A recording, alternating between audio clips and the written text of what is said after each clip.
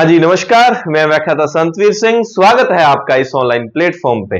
अपने आज ये लिखा हुआ है राजस्थान की जो कला संस्कृति भाषा एवं बोलियां, इसकी मैराथन क्लास है। ये 2012 से 2024 तक आरपीएससी ने जो भी प्रश्न पूछे गए हैं और ताजा कंपटीशन एग्जाम की बात करें, फर्स्ट ग्रेड के लिए बहुत ही लजीज क्लास रहने वाली है आज की। अन्य प्रतियोगी परीक्षा, चाहे वो सेकंड ग्रेड हो, थर्ड ग्रेड हो या राजस्थान की कोई भी भर्ती परीक्षा, सबके लिए इंपॉर्टेंट फिलहाल जो अपने फर्स्ट ग्रेड है उनके हिसाब से तो है ही है। चलिए स्टार्ट करते हैं। आप सबने जितनी भी अपने क्लासेज मैराथन दी है, मैथमेटिक्स की है, इंग्लिश की जो हुई है कल, और अपने इंडियन हिस्ट्री की मैंने क्लास दी थी, राजस्थान हिस्ट्री की क्लास दी थी, आपने भरपूर उसको रिस्पांस दिया, भरपूर स्नेह दिया। चलिए पहला प्रश्न आपकी स्क्रीन पर पूरे जोश के साथ, इस जुनून के साथ कि जब तक तोड़ेंगे नहीं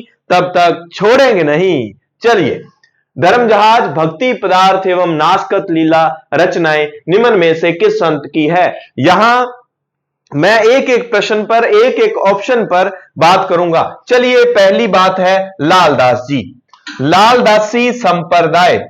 लालदासी संप्रदाय, इनके बारे में विशेष बात क्या है? एक छोटी सी ट्रिक आपने ध्यान रखना है। क्या? लाल धोला नाग, एक याद रखना, लाल धोला नाग किसी ने घर पे रख रखा था, उसको मेवे वगैरह डाल रहे थे। उसने क्या किया? लाल धोले नाग ने क्या किया? शेर के डंग मार दिया। शेर के क्या कर दिया? डंग मार दिया। और शेर का मुंह क्या था? शेर का मुंह हो गया, एक स्टोरी सी है, शेर का मुंह हो गया क्या? काला हो गया। और अब शेर जी पार हो गए, शेर जी की जय राम जी की बोल गई।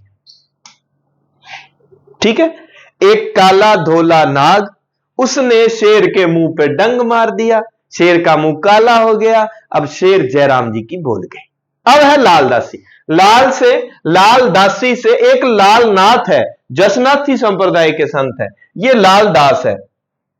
अब धोली दूब गांव, एक एक बात आपने, धोली दूब गांव कहां पर पड़ता है? यह पड़ता है जी अलवर में। ठीक है, यहां पर इनका क्या हुआ? लालदास जी का जन्म होता है धोली दूब गांव अलवर में।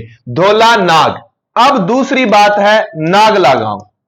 नागला गांव कहां पर पड़ता है? यह पड़ता है भरतपुर में। और यहां पर क्या है? मुख्य पीठ, लालदासी संप्रदाय की प्रधान पीठ कहां है? यह पीठ है नागला गांव भरतपुर में।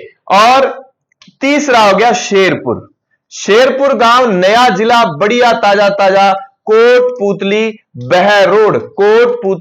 बहरोड इस जगह पर पड़ता है। यहां पर लालदास जी की समाधि, यहां पर लालदास जी का क्या बना हुआ है? मकबरा बना हुआ है। ठीक है, लालदास जी के बारे में, लाल धोला नाग शेर के मुंह पे डंग मार गया, शेर का मुंह काला हो गया, उसको बड़े मेवे डाल रखे थे। तो ध्यान रखना है, भरतपुर अलवर वाला एरिया है, मेव जाति के मुख्य देवता रहे हैं लालदास जी। और विशेष बात, मुंह काला हो गया तो ध्यान रखना है, सीधा बोल देता हूं मैं, कौन से संप्रदाय में ये मुंह काला किया जाता है? तो ये क्या करते हैं, किसी ने इस धर्म में दीक्षा लेनी है तो क्या करेंगे? उसका मुंह काला करके गधे पर बिठा के पूरे क्षेत्र में उसको घुमाया जाता है। क्यों?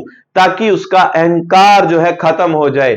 जब आदमी का मुंह काला करके गधे पे बिठा के बाहर घुमाएंगे, अगर अहंकार खत्म है तो ही वो ये काम करेगा, और अगर ये काम कर देगा तो वो क्या है? लालदासी संप्रदाय का सदस्य माना जाएगा। बढ़िया बात जो है, जब ये एक दूसरे को मिलते हैं तो ये अभिवादन करते हैं। अभिवादन क्या करते हैं? मिलते हैं तो जय राम बुलाते हैं। जैसे अपने आपा बुलाने हैं, सत श्री अकाल, राम राम, ठीक है, खम्मा गणी, निवण प्रणाम, राधे राधे। लालदासी क्या बुलाएंगे? जय राम। ठीक है, लेकिन विशेष बात ध्यान रखना, दादूपंथी जो मिलते हैं तो वो बोलते हैं सत्य राम। क्या बोलते हैं? सत्य राम। अब ये सारी बातें हो गई लालदासी संप्रदाय के बारे में। आप स्क्रीनशॉट लेना चाहें तो स्क्रीनशॉट ले लीजिए। मैं बढ़ता हूं अगले ऑप्शन की तरफ, रामचरण जी। दूसरा ऑप्शन हमारे पास रामचरण जी। कौन है? रामचरण जी। अब इसको हटाते हैं। रामचरण जी से मुझे याद आया, राम, भगवान राम को मानने वाले दो तरह के संत होते हैं, एक सगुण धारा के और एक निर्गुण धारा के संत। सगुण जो मानते हैं मूर्ति, उसके मूर्त रूप की, जो कहते हैं भगवान का आकार होता है, भगवान का स्वरूप होता है, तो उसकी मूर्त रूप में पूजा करते हैं। और निर्गुण जो है उनकी मूर्त रूप में पूजा नहीं करते। जो सगुण रूप थे, उत्तर भारत में, दक्षिण भारत से जब हम भक्ति आंदोलन पढ़ते हैं तो दक्षिण भारत से उत्तर भारत में भक्ति आंदोलन का प्रचार प्रसार करने वाले, शुरुआत करने वाले जो थे वो थे रामानंद जी। रामानंद जी ने जो परंपरा चलाई वो रामानंदी शाखा थी, सगुण। और रामानंदियों के राजस्थान में दो जगह मुख्य पीठ है, एक नगला गांव और एक रेवासा। नगला जयपुर और रेवासा सीकर। अब यहां पर हमें क्या याद रखना है भाई, राम को मानने वाले दो। अब जब निर्गुण की बात आएगी तो हम रामचरण जी की बात करेंगे, और रामचरण जी ने जो शाखा चलाई उसको हम कहेंगे राम स्नेही संप्रदाय। ये निर्गुणी है। सगुणी वाले रामन। अब नगला, सॉरी, गलता जी, ये गलता जी लिखना था, लीजिए गलता जी। गलता जी ये जयपुर में। गलता जी की विशेष बात, इसे राजस्थान की मंकी वैली, बंदर बहुत पाए जाते हैं, राजस्थान का बनारस कहा जाता है। बनारस, खाई के पान बना, है ना वो वाला, राजस्थान का बनारस। यहां सिर्फ राम जी की पूजा होती है। रेवासा सीकर में राम व मां सीता दोनों की पूजा, श्री राम व मां सीता दोनों की पूजा होती है। यह हो गया सगुण रूप। अब हम बात करते हैं रामचरण जी ने जो परंपरा चलाई वो निर्गुणी, क्योंकि कई बार प्रश्न आ जाता है कौन सा निर्गुणी नहीं है, कौन सा सगुणी, ये प्रश्न है, आगे मैं व्याख्या कर दूंगा। राम स्नेही संप्रदाय की 4 शाखाएं हैं। राजस्थान में कितनी शाखाएं हैं? जैसे रामानंदी सगुणी वालों की 2 हैं, और राम स्नेही संप्रदाय की 4 शाखाएं हैं। नंबर 1, पहली शाखा का नाम क्या रहेगा? 1 नंबर शाखा का नाम रहेगा, कहां पर? शाहपुरा में। कहां पर है? शाहपुरा में है। 2 नंबर शाखा कहां पर है? 2 नंबर शाखा है, अरैन लिख देते हैं, चलो अरैन में। और 3 नंबर शाखा कहां है? सेहंथल। सेहंथल जगह कहां पर पड़ती है? यह बीकानेर में पड़ती है। और 4 नंबर शाखा कहां पर है? खेड़ापा। खेड़ापा जगह पड़ती है जोधपुर में, ठीक है, और रैन पड़ती है नागौर में, और सेंथल पड़ती है बीकानेर में, शाहपुरा जगह पड़ती है भीलवाड़ा में। ठीक है, इस तरह से आपको याद रखना है। शाहपुरा में किसने स्थापना की? शाहपुरा में हम नाम याद रखेंगे रामचरण जी का। रामचरण जी ने शाखा शुरू की है। रैन में, रैन में कौन करेंगे? दरियाव जी शाखा शुरू करेंगे। सेहंथल में हरि रामदास, हरि सिंह, पंजाबी वाले याद रख लेना, हरि सिंह जी नलवा हुए हैं, ठीक है, महाराजा रणजीत सिंह के, ओ हरि सिंह लिखा गया मेरे से, महाराजा रणजीत सिंह जी के सिपाही थे, सैनिक थे, जिन्होंने शेर को बीच में से चीर दिया था। हरि रामदास, यानी कि ऐसे याद करोगे, हरि सिंह। सेंथल शाखा किसने चलाई? हरि रामदास ने। और खेड़प्पा शाखा किसने चलाई? रामदास। अब इससे संबंधित प्रश्न कैसा आ सकता है? निम्न में से राम स्नेही शाखा, राम स्नेही संप्रदाय की रैन शाखा के संस्थापक कौन है? दरियाव जी। अब रैन को नैन कर लो। नैन जब भीगे भीगे से रहते हैं तो नैन क्या है? दरिया बन जाते हैं। जब कोई शोक, जब कोई गम होता है ना, तो वो रैन जो है वो नैन कर लो, दरियाव जी हैं। और हरि सिंह कर लो, फिर 2 शाहपुरा में रामचरण जी खुद चलाएंगे, जो शाहपुरा वाली शाखा थी। और यहां से संबंधित एक विशेष बात याद रख लेना, राम स्नेही संप्रदाय का मुख्य मेला कौन सा है? फूलडोल मेला है। कहां भरता है? शाहपुरा में। सामान्य ये बात तो पता होती है, बस इनको आपने रटना है एक तरह से, ठीक है जी। इसका स्क्रीनशॉट आप ले सकते हैं। चलिए फिर अगले हमारे पास जो शख्सियत हैं वो है सुंदरदास जी। चलिए इनको भी अपने याद करते हैं। अब एक संत हुए हैं दादू जी। दादू जी का जन्म अहमदाबाद गुजरात में जन्म हुआ, लेकिन राजस्थान के नरैना जगह पड़ती है जयपुर में। जयपुर में इनकी मुख्य पीठ है, मुख्य गद्दी लगती है इनकी जयपुर में। और दादू जी के कुल 152 शिष्य थे, जिनमें 52 को कहा जाता है 52 स्तंभ। अब दादू जी के मरने के बाद दादू पंथी 5 शाखाओं में बंट जाते हैं। दादू पंथ की कितनी शाखाएं? 5। दादू जी की विशेष बात, दादू जी को राजस्थान का कबीर कहा जाता है। दादू पंथियों के जो सत्संग है उनको अलख दरीबा कहा जाता है, अलख दरीबा। और जब ये मिलते हैं, अभिवादन करते हैं, तो सत्य राम कहते हैं। लालदास जी क्या कहते हैं? जय राम कहते हैं। 5 शाखाएं। अब ये बड़े काम की हैं, आपने याद रखना है।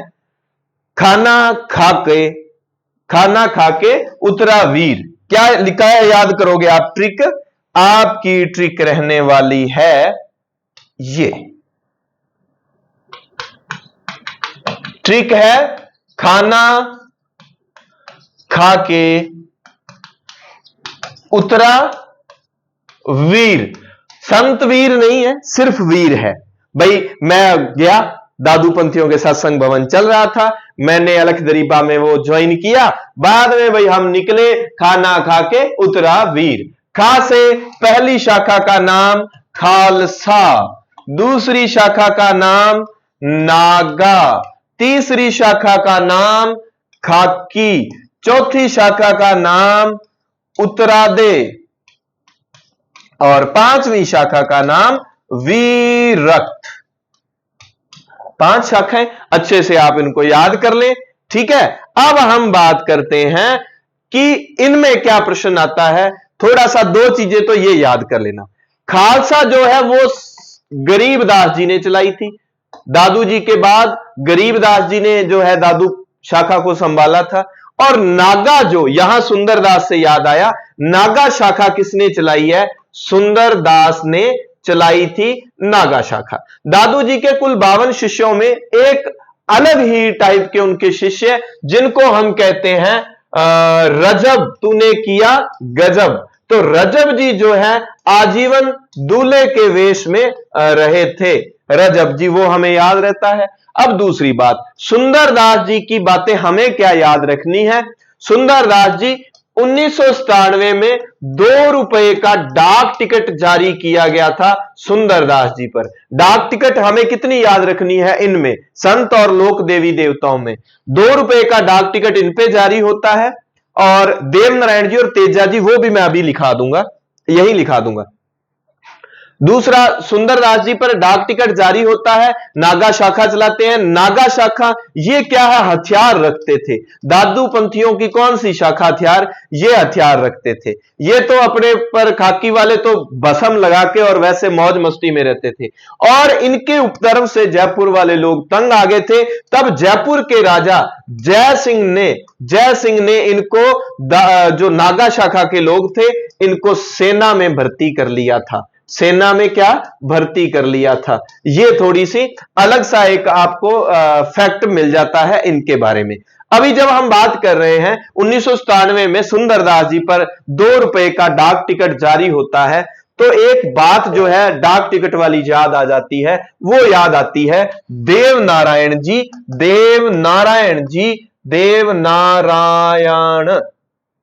अच्छा, ये गलत लिखा गया, चलिए देव नारायण। चलो, सबसे लंबा नाम और सबसे लंबी फड़, ठीक है। देवनारायण जी पर 2 बार डाक टिकट जारी हुआ, एक इनकी फड़ पर डाक टिकट जारी होगा कब? 1992 में 5 रुपए का, 1992 में 5 रुपए। और देवनारायण जी, देव जी पर खुद पर डाक टिकट जारी होगी 2011 में 5 रुपए। और ऐसी ही 2011 में ही 5 रुपए डाक टिकट जारी हुई तेजा जी पर, ये डाक टिकट वाले। और यही आप लिख सकते हैं सुंदरदास जी दादूपंथी जो थे, उन पर 2 रुपए के डाक टिकट जारी होती है 1997। ठीक है जी, ये बात आपकी क्लियर हो जाती है। इस तरह से हमने इनके बारे में पढ़ लिया। अब बचे धर्म जहाज, भक्ति पदार्थ व नासकेत लीला रचनाएं किसकी हैं? ये चरणदास जी की है। प्रश्न पर टाइम तो लगा है, लेकिन देखो व्याख्या आपको 5 प्रश्नों में कला संस्कृति की व्याख्या आपको दमदार मिलेगी। कला संस्कृति के ये लोक देवी देवता, आगे फिर दूसरे प्रश्न आ जाएंगे, सिर्फ लोक देवी देवता संत चरणदास जी के बारे में विशेष बात, इनके 42 नियम हैं। मुख्य पीठ कहां है? चलो ऐसे लिख देता हूं, आपको शायद ये ना दिखे। हां, चरणदास जी यहां लिख दो, चरण जी। ठीक है, मुख्य पीठ है जी दिल्ली। ठीक है, फिर 42 नियम दिए। जसनाथ जी ने 6 कम 36, जाम्बो जी ने 7 कम 29 दिए। 42 नियम। बसंत पंचमी के दिन पीले वस्त्र धारण करते हैं, वैसे नॉर्मल बात है, पीले वस्त्र बसंत पंचमी को सभी धारण कर लेते हैं जिनको ठीक लगता है। और इनकी विशेष बात, इनकी 2 महिला शिष्याएं थी, उनके नाम हमें याद रखने हैं, दयाबाई और सहजोबाई। दयाबाई और सहजोबाई, ठीक है, ये आपने याद रखना है। चलिए, पहला प्रश्न जो है उसका पूरा ऑपरेशन खत्म हुआ, सारी सर्जरी खत्म। हमारा प्रश्न था धर्म जहाज, भक्ति पदार्थ, नासकेत लीला चरणदास जी की रचनाएं हैं। चलिए नेक्स्ट प्रश्न आपकी स्क्रीन पर, ये रहा 2 करोड़ रुपए का। तेजा जी की पत्नी का नाम क्या था? चलिए, अब देवता, ठीक है, उनकी पत्नियां, सीधा ही लिख देता हूं मैं, जगह हमारे पास कम रहती है, एक ही स्क्रीन पर अगर लिखे। पहले इन पे आते हैं। मैनादेव जो थे वो रामदेव जी की माता थे। नेतल दे राम जी की पत्नी थे, रामदेव जी की। फूलम दे पाबू जी की पत्नी थे। अब इसका उत्तर है पेमल दे। चलो, सभी माता पत्नियां जो भी हैं अभी हम करते हैं। ये पहले तो एक पेमल है, वैसा ही नाम है पेमल दे, जैसा ही नाम है पीपल दे। पीपल दे देव नारायण जी की पत्नी, ठीक है। और उसके बाद आप रूपा दे मल्लीनाथ जी की पत्नी। गोगा जी की जो अलग अलग है ना, गोगा जी की जो पत्नी है उनका नाम है केलम दे, यही था केलम दे। गोगा जी की माता का नाम था बादशल दे, ठीक है भाई, बादशल दे था गोगा जी की माता का नाम।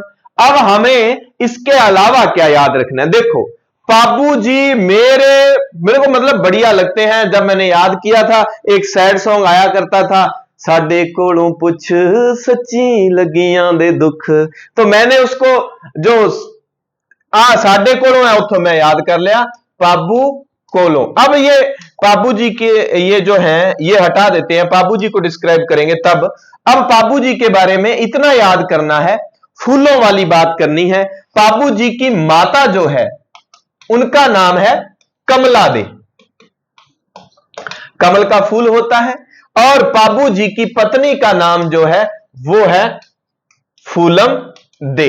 वैसे भी याद रखना, पै के बाद फै आता है, तो पै के पास फै, पाबू जी की पत्नी फूलम दे। और मैंने वैसे एक ट्रिक बताई थी आपको, टीआरपी, जब मैंने लोक देवी देवता पढ़ाए हैं ना, काफी नए बच्चे इन वीडियोस को देखते हैं तो उनको नहीं पता। आप फर्स्ट ग्रेड के बाद कोई भी भर्ती परीक्षा की अगर तैयारी कर रहे हो तो फर्स्ट ग्रेड का पेपर देते ही आप ग्रेड सेकंड के लिए या ग्रेड थर्ड के लिए आप लोग ट्राई कर रहे होंगे, तो एक बार आप लोग, मैंने जो कला संस्कृति पढ़ाई है इसी अंदाज में ट्रिकली, उसमें बहुत ज्यादा ट्रिकें, मतलब बागड़ी, पंजाबी और हिंदी में ट्रिक्स बताई हुई है, तो आप एक बार विजिट करना जरूर। चाहे आप geography, pol science, history, art and culture की बात करें या आप राजस्थान जो साइकोलॉजी की बात करें, मनोविज्ञान भी मैंने इंग्लिश को ट्रिकली जो है एक्सप्लेन किया हुआ है, इंग्लिश की जो टर्म्स होती हैं उनको एक बार जरूर देखें। अब तो अपने प्लेटफॉर्म पे देखो रंजीत सर छाए हुए हैं, मैथमेटिक्स की बहुत अच्छी क्लासेज, विकास जाखड़ सर जो हैं वो पॉलिटिकल साइंस, और अपने इंग्लिश की क्लासें जो है वो भी सर बढ़िया दे रहे हैं। कल मैराथन क्लास दी है, पंजाबी वाले सिमरन सर हैं और मैं आपके सामने खड़ा ही हूं। ठीक लगे आपको अगर हमारा मैटर, क्योंकि खुद का प्रचार प्रसार खुद को करना पड़ता है, किसी से करवाते नहीं है, तो चैनल को आप सब्सक्राइब कर सकते हैं। डिस्क्रिप्शन में आपको टेलीग्राम संतवीर सर का लिंक मिल जाएगा। अपनी निःशुल्क क्विज भी रहती है, टेस्ट भी रहता है, पहले टॉपिक बता दिया जाता है, खूब सारे बच्चे उनको ज्वाइन करते हैं। दोनों टेलीग्राम चैनल के लिंक आपको मिल जाएंगे। आपको ठीक लगे आप विजिट कर सकते हैं, ज्वाइन कर सकते हैं। मैटर अच्छा लगे तो आप संतवीर सर यूट्यूब को सब्सक्राइब कर लें, अन्यथा कोई दिक्कत नहीं है, कोई लोड वाली बात नहीं है। चलिए, ये बाबू जी के, गोगा जी के, इनके बारे में बात होगी। ये रामदेव जी के, टीआरपी से से तेजा जी, आर से उनकी माता का नाम रामकुमरी और पी से पेमल दे था। और ये रामदेव जी के बारे में रमन ऐसे करके कोड बताया हुआ था, रामदेव जी, मैणा दे और नैतल दे। ठीक है, इस तरह से आप याद रखेंगे। इसका ठीक उत्तर है पेमल दे। किस लोक देवता का जन्म, यहां तेजा जी को थोड़ा सा डिस्क्राइब कर लेते हैं अगर आप कहें तो तेजा जी के बारे में विशेष बातें, वो बातें कि तेजा जी अजमेर के मुख्य देवता माने जाते हैं। पर अजमेर के मुख्य देवता माने जाएंगे घर थान वगैरह और वो बात, लेकिन तेजा जी का जो जन्म है वो होता है खड़नाल नागौर में। भूल मत करना, क्योंकि तेजा जी जो हैं पर्वत सर में उनका विशाल मेला भरता है। मेला कहां भरता है? पर्वत सर नागौर में। कहीं ये मत भूल जाना, वो जन्म वाली सत्या वाली या कोई भी बात आ जाए, पर्वत सर टिक कर दो, जन्म जो है खड़नाल नागौर में होता है। इनके जो बड़ा मंदिर, जो मुख्य मंदिर जो है, बड़ा मंदिर जो है वो पर्वत सर में है। पर अन्य मंदिर आपको थोड़े से याद रखने हैं तेजा जी के बारे में। एक तो सुरसुरा कहां पड़ता है? अजमेर में, ये याद रखोगे आप। एक याद रखोगे बांसी दुगारी या बांसा दुगारी या बांसी दुगारी, ये जगह पड़ती है बूंदी में। ये उनकी कर्मस्थली मानी जाती है। तेजा जी की क्या है? कर्मस्थली मानी जाती है। ये इंपॉर्टेंट है, आप इतना याद रख लें।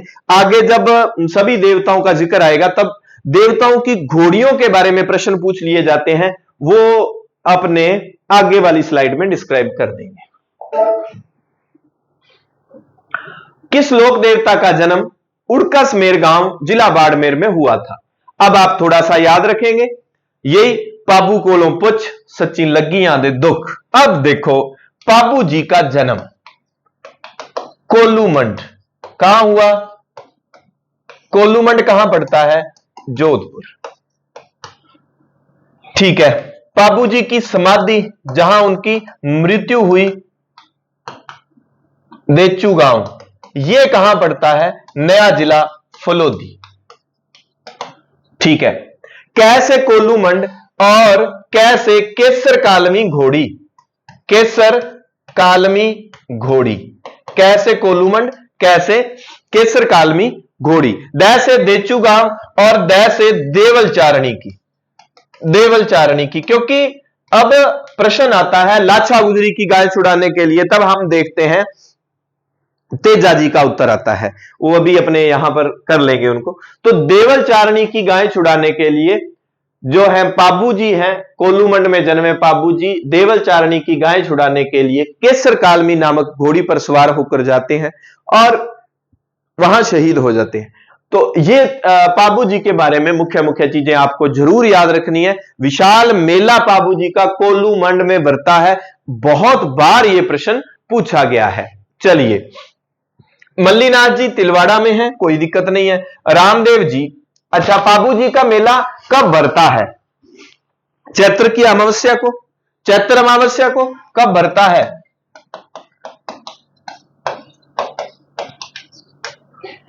ठीक है। अब रामदेव जी का मेला बरता है भाद्रपद शुक्ल द्वितीया से लेकर 11 तक रहता है। ठीक है। और इनका जो जन्म है उड़का समेर गांव जिला बाड़मेर में हुआ है, लेकिन इनका मेला जो बरता है वो आपको पता ही है, रामदेवरा जैसलमेर में बरता है। देव नारायण जी गुर्जर जाति के मुख्य देवता, आसींद भीलवाड़ा में इनका मुख्य जो है पीठ जो है, गद्दी जो है वो कहां पर है? भीलवाड़ा आसींद में है। गुर्जर जाति के लोगों के आराध्य देव हैं आप, गुर्जर जाति के लोगों के आराध्य देव। अब घोड़ी की बात अगर की जाए, गोगा जी के पास जो घोड़ी थी, गोगा जी की घोड़ी का नाम था नीली घोड़ी। ठीक है। गोगा जी के हाथ में नीली घोड़ी और हाथ में क्या होता था? भाला। ऐसा गोगा जी का ये फेंक जहां तक भाला जाए, युद्ध कहां तक टाला जाए, तू भी है राणा का वंशज, फेंक जहां तक भाला जाए। अच्छा ठीक है, गोगा जी की नीली घोड़ी। गोगा जी ने क्या था? गोगा जी ने किससे युद्ध किया था? गोगा जी ने युद्ध किया था किससे? गजनवी से। और महमूद गजनवी जो 17 बार भारत पर आक्रमण करता है और सोमनाथ मंदिर गुजरात को वो लूट के ले जाता है, उस गजनवी से, इनके भाइयों से इनका जो जमीन का संपत्ति का जो झगड़ा था, इनके भाइयों ने गाय क्या है वो गजनवी को दे दी थी। तब गोगा जी नीली घोड़ी पर सवार होकर गजनवी पे आक्रमण करते हैं, युद्ध करते हैं, और गजनवी ने प्रभावित होकर इनको उपाधि दी थी जाहर पीर। लेकिन रामसा पीर जो है रामदेव जी रामसा पीर नीला घोड़ा रा सवार, इनके पास क्या था? नीला घोड़ा। शायद नीला घोड़ा का रंग सफेद था, और नीला घोड़ा जो है रू नेचेगा राजा अजमाल जी का बेटा, मारो हेलो सुनी जियो जी। ठीक है। तो अजमाल जी इनके पिता का नाम था, मैना दे इनकी माता का नाम था। ठीक है। और रमन नय से नेतल दे इनकी पत्नी का नाम था। ठीक है। ये नीला घोड़ा हो गया, ये इनकी बात होगी। रामदेव जी ने ऐसा कोई सीन नहीं है कि गायों को बचाने के लिए, ऐसा हमारे प्रश्न नहीं आता। अब इनका आ जाता है दूसरा, पाबू जी के बारे में हो गया। तीसरा अगर हम बात करें तेजा जी,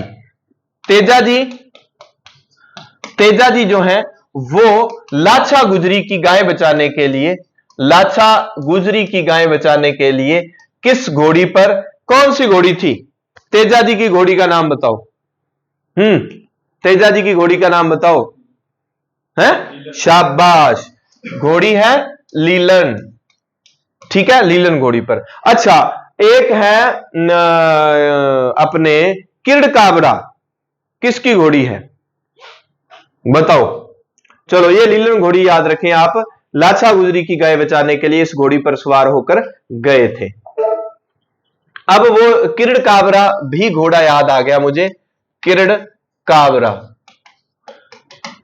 ये हम पढ़ते हैं लोग जो 5 पीर हैं, मांगलिया मेहा जी।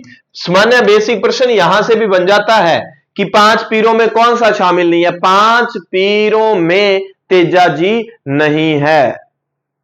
5 पीर ते 5 प्यारे 5 दरिया पंजाबी। ठीक है।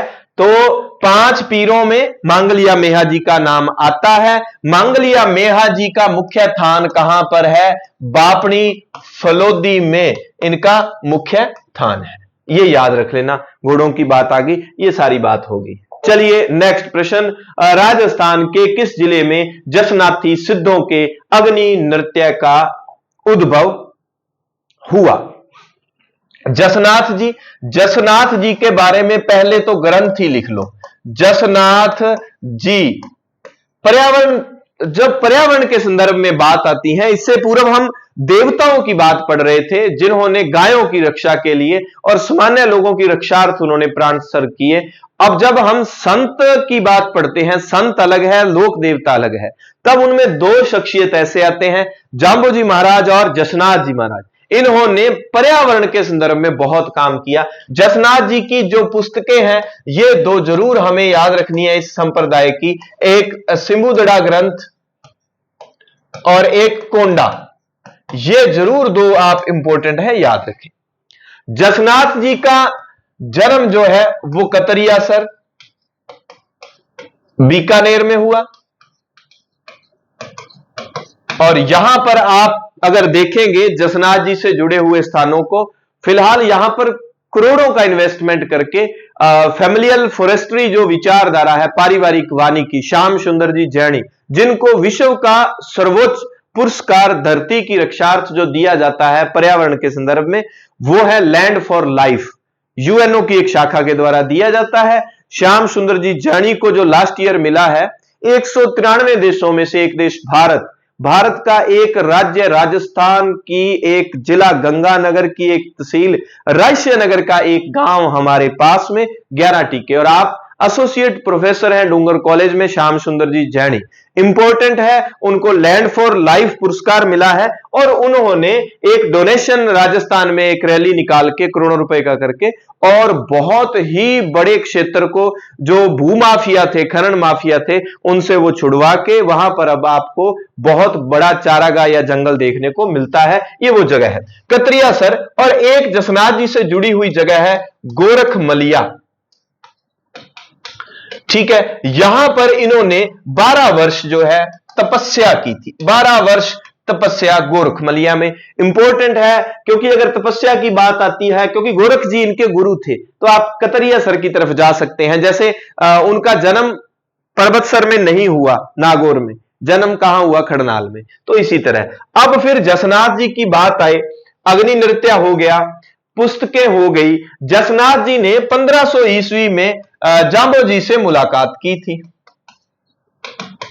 आप एक कमेंट करके मुझे बताएं कि जाम्बो जी ने एक राक्षस का जो है अहंकार तोड़ा था, ठीक है, वो राक्षस का नाम आप बताएं। जाम्बो जी ने नहीं, जसनाथ जी ने। और छोटी सी एज में लगभग 24 के आसपास जो है इन्होंने परलोक सिधार लिया था। जसनाथ जी के बाद जो जसनाथी पंथियों की शाखाएं हैं, वो जसनाथी शाखाएं कितनी है, पीठ, वो है 5। यहां से प्रश्न आता है, इंपॉर्टेंट है, आपको याद रखना है। चलो मैं ये हटा देता हूं तो यहां पर लिखता हूं। अब आपको एक ट्रिक याद रखनी है, वो पेन से लिख लो। ट्रिक क्या करोगे, पेन से लिख लो। क्या, 5 माला में बम डालना है। क्या करना है, 5 मालाओं में बम डालना है। लो जी, अब हमारे पास जितनी शब्दावली है उनमें मैं राउंड करता हूं, बम से, माला से, 5 से, लिख से, पेन से। ये ट्रिक हमें यूज करनी है जो जसनाथी संप्रदाय की 5 पीठ है। पहली पीठ, चलो यहीं से लिख देते हैं, 1 नंबर से पुनरासर बीकानेर में, ठीक है। 2 नंबर से लिखमासर, ठीक है, बीकानेर। 3 नंबर पे है पांचला, यह जगह पड़ती है नागौर में, बाकी बीकानेर में है सभी, ठीक है। और माला से मालासर, और 5 नंबर है बमलू। ये आपने याद रखनी है। यहां से प्रश्न कैसा आ सकता है, यहां से प्रश्न आ सकता है मिलान करने वाला कि बमलू वाली जो शाखा है वो किसने चलाई थी, ये चलाई थी। अब सबसे पहले हमें याद रखनी है पुनरासर। हम याद रखते हैं, हम कहते हैं पून घनी चौखी आवे भैया, हा हा, ठंडी ठंडी पून आवे तो के लागे भाई, पालो लागे। हालोजी या पालोजी, ये पुनरासर वाली जो शाखा थी, पीठ थी, उसके संस्थापक हैं। ट्रिक बनाई जाती है अपने किसी धर्म या किसी देवता, किसी संत को अपने, ऐसा नहीं है कि कुछ इस तरह से कोई हंसी मजाक में आपको याद करवाने के लिए, तो उसको बिल्कुल भी हमारे लिए आराध्य देव हैं सभी, तो ऐसा मत फील कर लेना कि क्या बोल दिया, है ना। पून से पुनरासर जगह बीकानेर में पड़ती है, पालोजी ने ये लिख लो कैसे, हंसते हुए, हंसते हुए। हंसो जी ने लिखमासर जो है वहां पर ये पीठ शुरू की थी। पांचला मालासर, यहां भी मैं भूल जाता हूं। अब मालासर में जो है वो टोडर जी हैं। आपने टोडर मल का नाम सुना हुआ है, टोडर मल, तो टोडर मल याद रह जाएगा। पांचला वाली आप लोग बता दो मुझे। एक तो है बोयत जी और बमलू वाली है हारू जी, हारो जी। बम फेंक दो आदमी हार ही जाता है। इधर हमारे वालों के पास तीर कमान वो हथियार हुआ करते थे, उधर से बाबर बम लेके आ गया तो अपने वालों ने हारना था, तो बम हारो जी। और ये बोयत जी हैं। ये इंपॉर्टेंट है, आपको दादू पंथियों की 5 शाखा अच्छे से याद रखनी है। राम स्नेही संप्रदाय की 4 पीठ, किसकी स्थापना किसने की वो याद रखनी है। दादू पंथियों में किसने चलाई वो नहीं, पांचों के नाम याद होने चाहिए। ये 5 जो है कौन सी किसने चलाई, इंपॉर्टेंट है, ये आपको याद होनी चाहिए। हां, जसनाथ जी से संबंधित एक बात इंपॉर्टेंट, बहुत इंपॉर्टेंट, जसनाथ जी से जुड़े हुए 2 राजाओं के नाम आपने याद रखने हैं। एक राजा है राव लूणकरण, बीकानेर का राजा। यह राजा बना था इनके आशीर्वाद से, जसनाथ जी के। एक राजा हुए दिल्ली का राजा था सिकंदर लोदी। दिल्ली का राजा कौन है, सिकंदर लोदी। सिकंदर लोदी ने कतरिया सर के लिए भूमि दान दी थी, कतरिया सर हेतु भूमि दान दी। ठीक है, यह आपको जरूर याद रखना है, कतरिया सर भूमि दान।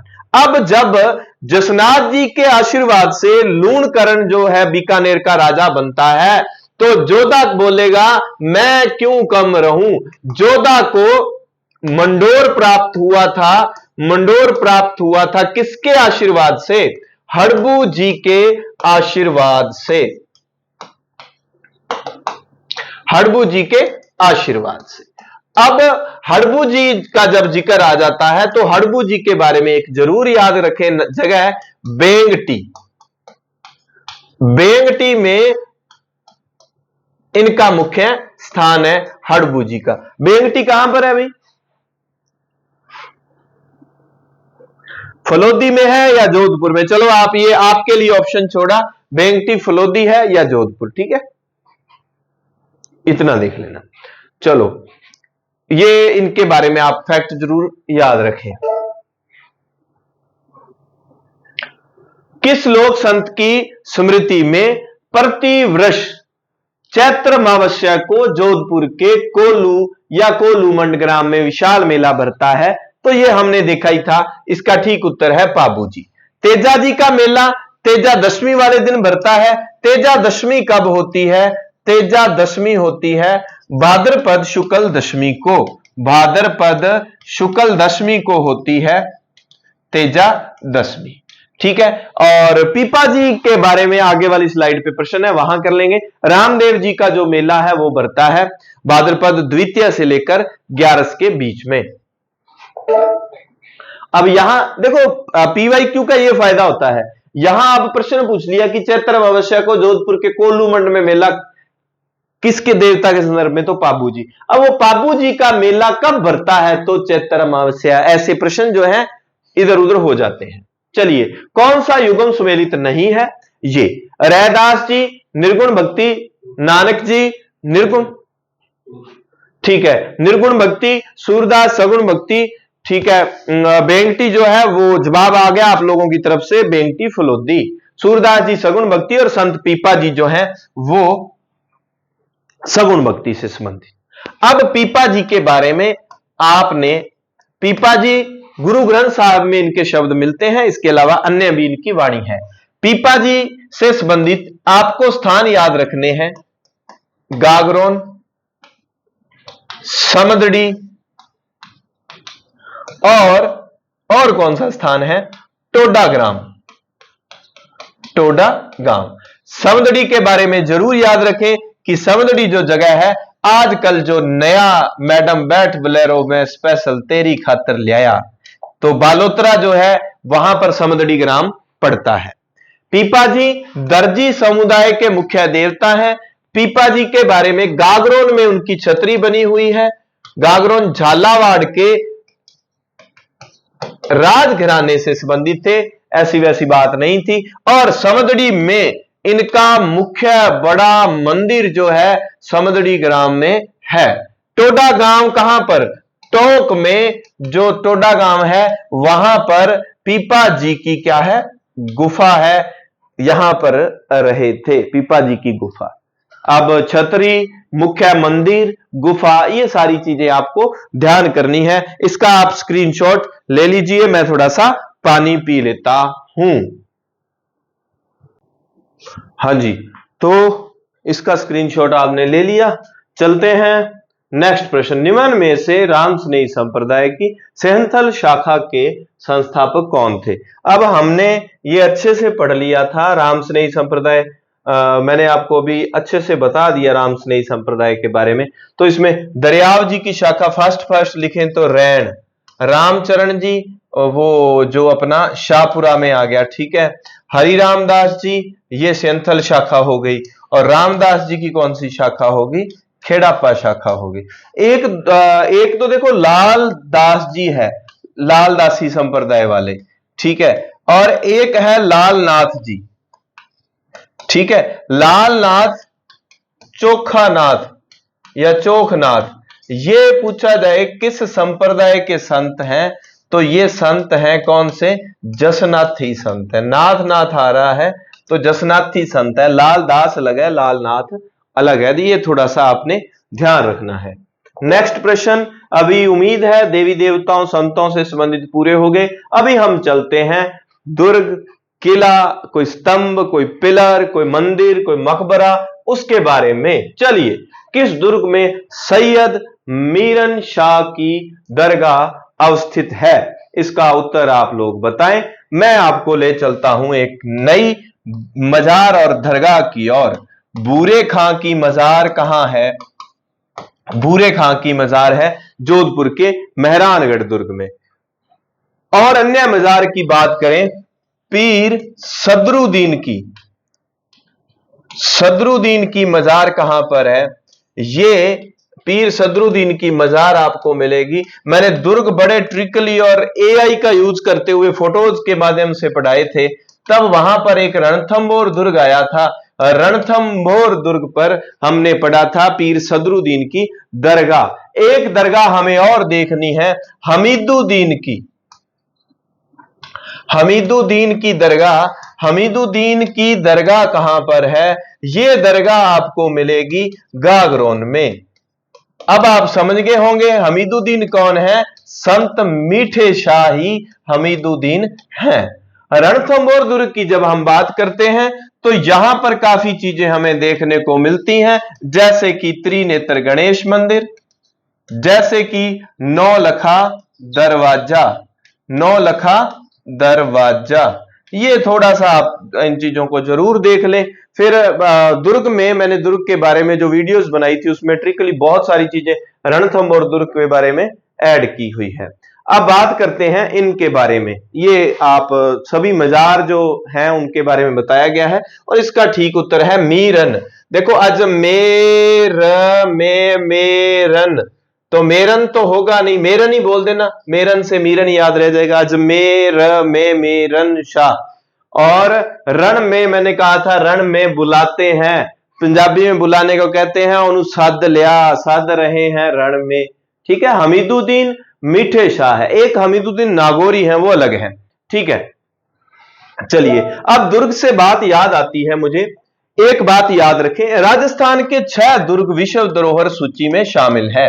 यह सामान्य सबको ट्रिक याद होती है, चिक्कू गाजराम, इसका मैं समय आपका नहीं लगाऊंगा। चीकू, गाजर, आम। आमेर से आम, आम से आमेर, रणथंभौर, जैसलमेर, गागरोन, कुंभलगढ़ और चित्तौड़गढ़ 6 दुर्ग राजस्थान की विश्व धरोहर सूची में शामिल है। अब एक बात और है, जब हम 6 दुर्ग बात करें तो 4 स्थान भी विश्व धरोहर सूची में शामिल है। विश्व धरोहर सूची यहां पर लिख लेता हूं मैं, विश्व धरोहर सूची। विश्व धरोहर सूची में 4 स्थान में 1 नंबर पर अगर हम बात करें केवलादेव घना पक्षी अभयारण्य, दूसरे नंबर पे हम बात कर लेते हैं जंतर मंतर, और तीसरे नंबर पे हम बात कर लेते हैं कालबेलिया नृत्य, जिसको 2010 में शायद शामिल किया गया था, और 4 नंबर पे बात कर लेते हैं जयपुर शहर का परकोटा, जयपुर का परकोटा।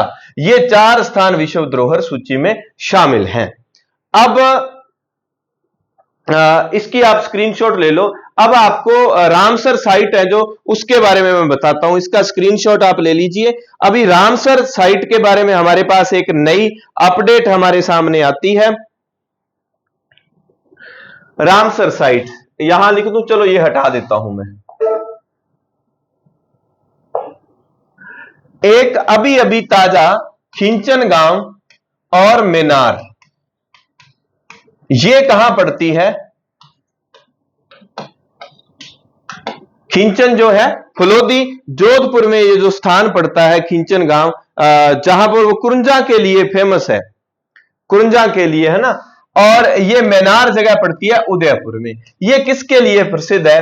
ये रामसर साइट। अब रामसर साइट अगर डिटेल में बताने लगे, रामसर जगह पड़ती है ईरान की एक जगह है, जो कि जहां पर लुप्त प्राय प्रजातियां या कुछ ऐसा स्थल जैसे सांबर लेक है, केवलादेव है, सांबर लेक की अगर बात करें तो आप इतना याद रखें अभी के लिए, इसको समझाएंगे तो लंबी कहानी हो जाएगी। रामसर साइट में कितने स्थान हैं? अब 4 स्थान है। पहले कितने थे? 2 स्थान थे। इससे पहले रामसर साइट में केवलादेव और सांबर लेक, 80-81 में इनको जो शामिल, सांबर लेक, ठीक है, इनको शामिल किया गया था जो रामसर साइट में, यानी कि ईरान में एक जगह पर रामसर में एक सम्मेलन हुआ था, जो एक ऐसी स्पेशल जगह है ना, उनके संदर्भ में जो भी स्पेशल जगह विश्व में देखी जाती हैं, उनको रामसर वाले वो सम्मेलन में एक तय किया गया था कि उनकी सूची, तो वो रामसर साइट हो जाती है। डिटेल इसकी काफी बड़ी हो जाएगी। तो उसमें 5 जून को रामसर साइट में राजस्थान की 2 जगह खिंचनगांव फलोदी और मेनार उदयपुर को भी रामसर साइट में शामिल कर लिया। कुल 4 रामसर साइट होगी। करंट की बात करें तो अभी ताजा प्रश्न, इसका स्क्रीनशॉट आप ले सकते हैं। एक अमेरिका के उपराष्ट्रपति राजस्थान में यात्रा पर आए थे। फर्स्ट ग्रेड वालों के लिए और सेकंड ग्रेड वालों के लिए बहुत इंपॉर्टेंट हो जाता है। क्या नाम है अमेरिका के उपराष्ट्रपति का? JD Vance. क्या नाम है? JD Vance. ये आए थे भारत की यात्रा पर और उन्होंने परिवार सहित किसी एक फोर्ट का, एक दुर्ग को विजिट किया था और उस दुर्ग का नाम था आमेर दुर्ग।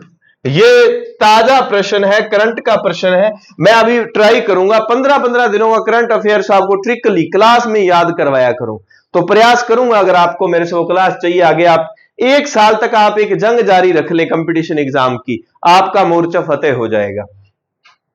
चलिए, 2 दुर्ग हमारे पास, अजमेर का तारागढ़ और बूंदी का तारागढ़ है। जोधपुर मेहरानगढ़ के बारे में थोड़ी थोड़ी चीजें मैं बोल देता हूं, आप यूं ही याद कर लें। जोधपुर मेहरानगढ़ दुर्ग जो है चिड़िया टूंक पहाड़ी पर बना हुआ दुर्ग है।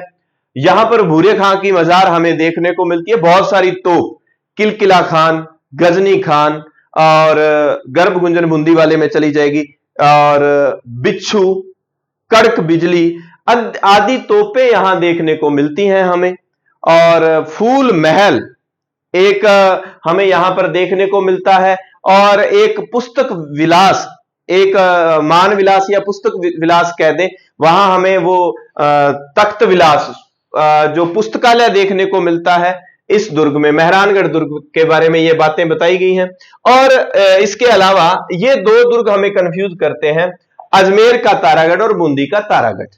बूंदी के तारागढ़ में मैंने एआई का यूज करते हुए पढ़ाया था, तो एक औरत जो है वो खिड़की में खड़ी थी, खिड़की में वो औरत खड़ी थी और उसके जो यहां पर घड़ी बांधी हुई थी, उस औरत के खिड़की में खड़ी औरत के घड़ी बांधी हुई थी और उसने घूंघट निकाल रखा था, घूंघट निकाल रखा था और उसके हाथ में एक फूटा था, एक पैमाना था।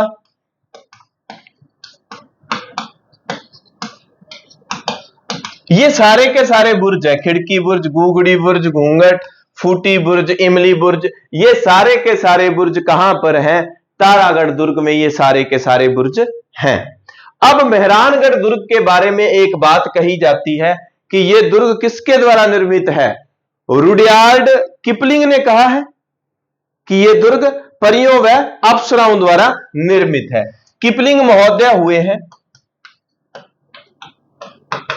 वो कहता है परियों व अप्सराओं द्वारा निर्मित माना जाता है। अब इनको ना एक ही जगह लिख लो, देखो एक हुए किपलिंग,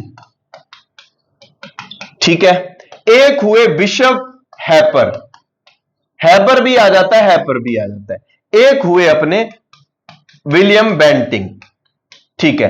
किपलिंग ने दो कोटेशन दी है, एक तो दी है परियों निर्मित, वो तो है मेहरानगढ़, एक बूंदी के तारागढ़ को उसने कहा है भूतों व प्रेतों द्वारा। भूतों वाला किसको कहा है? बूंदी के तारागढ़ को, ये इतना याद रखना, ठीक है। अब विश्व हैपर ने क्या है, जो अजमेर का तारागढ़ दुर्ग है, अजमेर का तारागढ़, उसको पूर्व का जिब्राल्टर कहा है, पूर्व का जिब्राल्टर जल संधि, की ऑफ मेडिटेरियन सी, भूमध्य सागर की कुंजी कहा जाता है जिब्राल्टर जल संधि को, की ऑफ मेडिटेरियन सी। तो वो जिब्राल्टर आपने वहां पढ़ा होता है वर्ल्ड ज्योग्राफी में। और बेंटिंग ने इसी अजमेर के तारागढ़ को कहा है विश्व का दूसरा जिब्राल्टर। ये थोड़ी सी आप चीजें जो है याद रख लें, ठीक है। इनके बारे में, बूंदी वाले तारागढ़ के बारे में आप एक वो चीज जरूर याद रखें, छत्रविलास महल वगैरह, और एक गर्भ गुंजन तो पड़ी है यहां पर, छत्रविलास महल, इतना थोड़ा सा आप याद रख लें। नेक्स्ट प्रश्न आपके सामने आपकी स्क्रीन पर, दिल दिया है जान भी, ठीक है, दिलवाड़ा माउंट आबू। चलिए अब दिल की बात करते हैं। दिलवाड़ा में, आबू दिलवाड़ा में, आबू में कुल 5 जैन मंदिर हैं। कुल कितने? 5 जैन मंदिर हैं। इसको थोड़ा सा अच्छे से आप देख लेना। अब हालांकि जैनियों का राजस्थान में सबसे बड़ा मंदिर, राजस्थान में सबसे बड़ा मंदिर किसका? जैन धर्म का। कहां पर? राजस्थान में। उसका नाम है बेहतर जिनालय। क्या नाम है? बेहतर जिनालय। कहां पर? भीनमाल में। भीनमाल कहां पर है? यह है जालोर में भाई। कहां पर? जालोर में। एक तो ये याद रख लें, भीनमाल जालोर में। अब दूसरी बात, दिलवाड़ा में कुल कितने जैन मंदिर? 5। उसमें से आदिनाथ को समर्पित और नेमिनाथ को समर्पित जो मंदिर है वो काफी बार पूछा जाता है। ये कौन सा है? लूणशाही जैन मंदिर, जो नेमिनाथ को समर्पित है, जो कि 1230-31 में बना था। उससे पहले आबू में परमार वंश का राज हुआ करता था। परमार वंश का राजा था धंधुक। धंधुक के समय धंधुक राजा हुआ करता था, परमार वंश का राजा धंधुक, ठीक है। धंधुक, ये परमार वंशी जो लोग थे, आबू के साथ ही गुजरात लगता है, गुजरात के सोलंकियों के ये अंडर में काम किया करते थे। धंधुक ने अपनी स्वतंत्रता की घोषणा कर दी।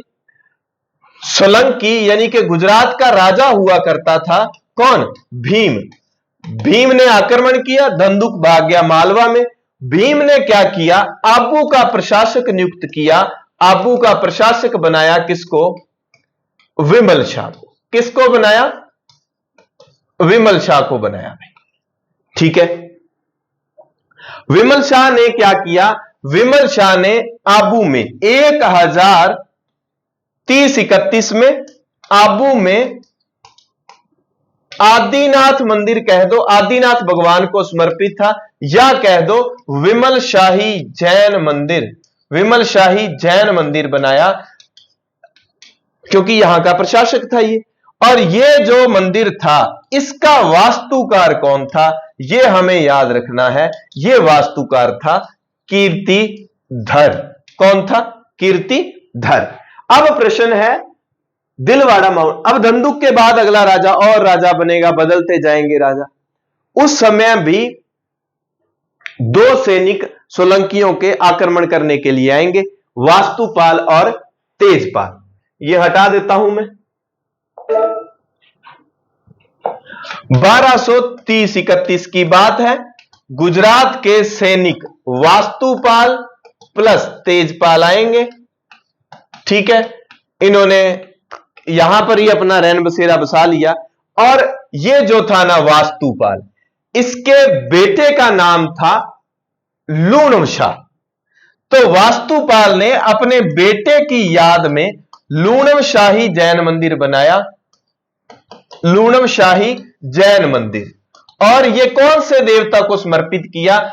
आदिनाथ, भगवान आदिनाथ जैन धर्म के देवता है, सॉरी नेमीनाथ। तो ये नेमीनाथ मंदिर कह देते हैं, इसको लूणव शाही जैन मंदिर कह देते हैं, इसको वास्तुपाल का जैन मंदिर भी कह देते हैं।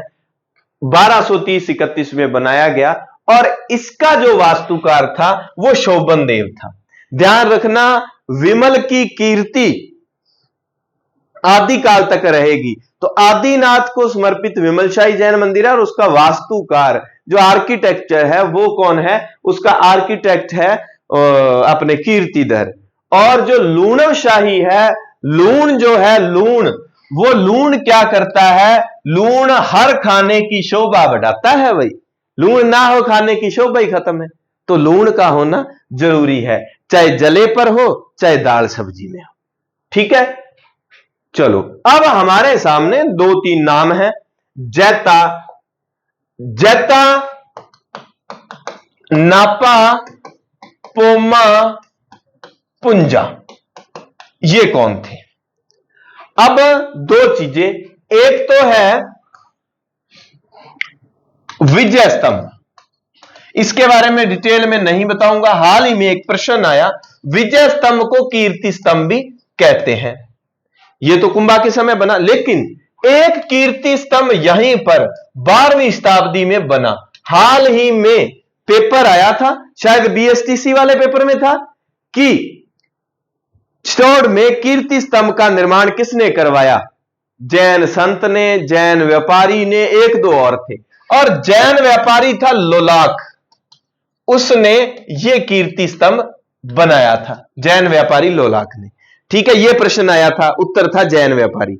एक कीर्ति स्तंभ इसको भी कहा जाता है जो कुंभा ने बनाया, कुंभा की विजय के बारे में बता रहा है, यानी कि कुंभा की कीर्ति चारों ओर फैल गई, इसको भी कीर्ति स्तंभ कहा जाता है। कीर्ति स्तंभ एक 12वीं सदी का भी है जो जैन व्यापारी लोलाक ने बनाया था। ठीक है, अब विजय स्तंभ जो है वो बनाता कौन है? कुंभा बनवाता है, कुंभा के समय।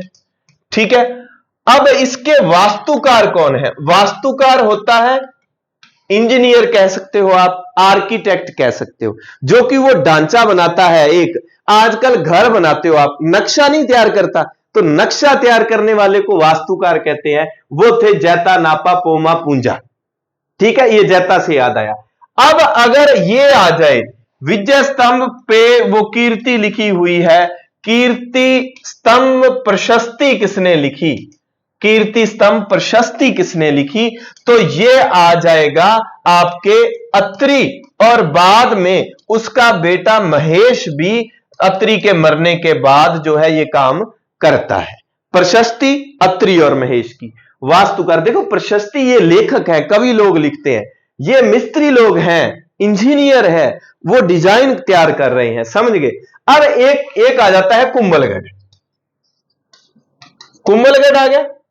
कुंभलगढ़ दुर्ग का एक तो हो गया वास्तुकार, तो वास्तुकार कौन आ जाएगा? मंडन। और जब आ जाए कुंभलगढ़ प्रशस्ति, शॉर्ट में लिख रहा हूं कुंभलगढ़ प्रशस्ति, तो आ जाएगा महेश, क्योंकि अत्रि तो उस समय मर चुका है, महेश आ जाएगा। कुंभलगढ़ प्रशस्ति किसकी है? महेश की। और कीर्ति स्तंभ प्रशस्ति महेश और उसके पापा अत्रि की। ठीक है, कुंभलगढ़ का वास्तुकार कौन है? मंडन है।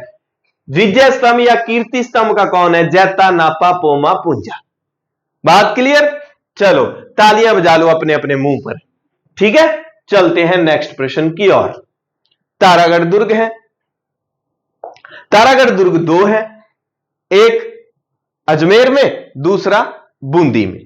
अजमेर वाले तारागढ़ दुर्ग का निर्माण सबसे पहले 1113 हम पढ़ते हैं अजयराज करवाएगा। बाद में पुनर्निर्माण कौन करवाएगा? पुनर्निर्माण करवाएगा पृथ्वीराज सिसोदिया।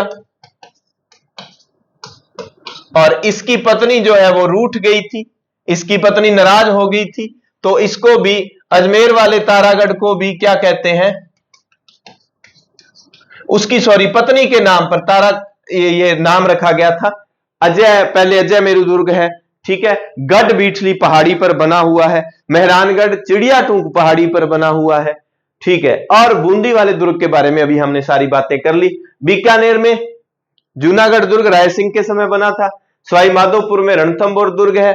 झालावाड़ में गागरोन दुर्ग। जल दुर्ग की श्रेणी में सर्वश्रेष्ठ दुर्ग है गागरोन दुर्ग। गागरोन दुर्ग के बारे में कुछ तथ्य आपको याद रखने हैं। उसमें सबसे इंपॉर्टेंट तथ्य आपको जो याद रखना है ना, गागरोन जो जल दुर्ग है, यहां हमीदुद्दीन की अम्मी गागर भरती है, हमीदुद्दीन की दरगाह कर लेना, मीठे शाह की दरगाह कर लेना, मीठा पानी गागर में होता है। सबसे इंपॉर्टेंट बात, औरंगजेब द्वारा बनाया गया विजय स्तंभ कहां है? विजय स्तंभ किसने बनाया? औरंगजेब ने। किसने? औरंगजेब ने। वो कहां पर है? गागरोन दुर्ग में बनाया हुआ है। ठीक है, इस बात को आप अच्छे से याद रखें। चलिए नेक्स्ट प्रश्न की ओर बढ़ते हैं। गागरोन किला राजस्थान के किस जिले में है? अभी अभी हमने पढ़ा झालावाड़ में। नेक्स्ट प्रश्न सामान्य अभी हमने पढ़ा। कुंभलगढ़ किले का वास्तुकार कौन है? कुंभलगढ़ किले का वास्तुकार कौन है भाई? कुंभलगढ़ का वास्तुकार है मंडन। नेक्स्ट प्रश्न आपके सामने, किस समूह की खगोलीय वेधशालाओं को, जल्दी जल्दी आप उत्तर लगाएं, मैं थोड़ा सा पानी पी लेता हूं, जल्दी जल्दी उत्तर आप लिखें कमेंट में। हाँ जी, किस समूह की खगोलीय वेधशालाओं का निर्माण महाराजा जय सिंह जी के द्वारा किया गया? आसान प्रश्न, इसको क्या डिस्क्राइब करना? दिल्ली, जयपुर, उज्जैन, मथुरा, बनारस। मुझे लगता है आप लोग इसको भी भूलते होंगे, तो भाई क्या कहें आपको। ठीक है, उज्जैन जरूर याद रखना और मथुरा, ये कंफ्यूजन करवाता है। जब ये दो याद रख लोगे तो फिर बनारस भी रख लो समझ गए? दिल्ली जयपुर दो राजधानियां हैं। चलो, दिलवाड़ा का आदिनाथ, ये देखो दिल, आज तो ना दिल दिल आ रहा है बार बार। किसका? किस पे? आदिनाथ का अपूर्व मंदिर है। आदिनाथ का मंदिर अपूर्व क्या हो गया? ये आदिनाथ का जैन मंदिर है। ये किसके द्वारा बनवाया गया? लो भाई, लो कर लो बात। विमल शाह जी के द्वारा बनाया गया था 1030-31 में। और इसका दिलवाड़ा के इस जैन मंदिर, आदिनाथ वाले जैन मंदिर का जो था वास्तुकार कौन था? वो वास्तुकार था भाई, ये ऐसी टूटी टूटी लिखाई लिखता हूं मैं, कीर्तिधर। ठीक है,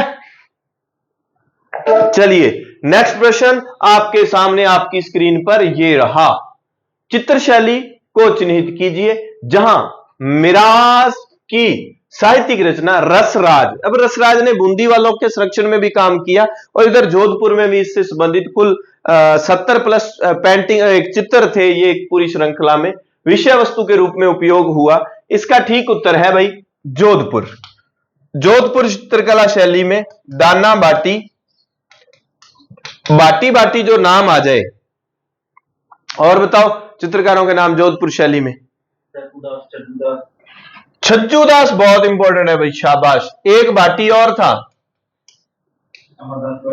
अमर, भाटी, अमरदास भाटी, ये छज्जू दास, ये जरूर याद रखें जोधपुर चित्रकला शैली में। और चित्रकला के सारे चित्रकारों का अगर आप नाम भूलते हैं, आप चित्रकला वाली मेरी वीडियो देख लेना, इतनी आसान फिल्मी अंदाज में ट्रिक आप भूलोगे नहीं। सुनील शेट्टी, देवगढ़ शैली तो सारी मैंने सुनील शेट्टी पे बनाई है, धड़कन फिल्म वाले अंजले वो वाला सीन जो सारा का सारा वो बनाया हुआ है, आप वीडियो में देख सकते हैं भाई, ठीक है। इसका ठीक उत्तर है वो जोधपुर में ऐसा हुआ था। कैसा? ये जो रसराज का विषय वस्तु के रूप में पेंटिंग बनाने में उपयोग हुआ था। और अलवर से लवर याद आ गया। लवर मैंने बताया था, साली का लवर ट्रिक बनाई थी, सालीग्राम, साली का लवर, बक्से में बक्साराम, छोटे लाल, छोटे बक्से में बक्साराम, छोटे लाल, छोटी छोटी गैया, छोटे छोटे बाल, छोटो जो मेरो मदन गोपाल, बक्साराम और गुलाम और डालूराम, इतने जरूर याद रखें भाई। साली का गुलाम है, ठीक है, छोटे से बक्से में क्या डाल के दे रहा है, कोई ना कोई फूल डाल के दे रहा होगा, कुछ ना कुछ डाल के दे रहा होगा। साली का लवर छोटे से बक्से में गुलाब जामुन डाल के दे रहा है, ऐसे करके ये लवर वाले में याद रखना। बीकानेर के ये नूर मोहम्मद और ये इनके दो तीन के नाम जरूर आप बीकानेर वाले चित्रकारों के नाम जरूर याद रखना। अब आ जाता है कपड़े पर चित्रित नाथ द्वारा चित्रकला शैली का सजीव चित्रण। अब पहले नाथ द्वारा की पिछवाइयां प्रसिद्ध है, ये पता है, ठीक है, उत्तर मान लिया। अब बात करते हैं जीआई टैग की। करंट की चीजें सारी की सारी हाथों हाथ आप याद कर लिया करो। अभी हाल फिलहाल राजस्थान की कुल 23 वस्तुओं को जीआई टैग मिला है भाई। अभी तक 23 वस्तुओं को मिल गया। हाल ही में 5 वस्तुएं जिन्हें हस्तकला से संबंधित जिन्हें जीआई टैग मिला, 5 वस्तुएं, 21, 20, 19, 18, 17, 17 से लगे थे, 17, 18, 19, 20, 21, फिर 22वीं कौन सी हो गई थी? अपने सांगरी हो गई थी। और 23वीं हाल ही में जो नागौर की पान में थी उसको मिल गया, मेथी, नागौरी मेथी को। अब जो 5 वस्तुएं थी उसमें बीकानेर की 2 वस्तुएं, बीकानेर की कौन सी? उस्ता कला और कशीदाकारी,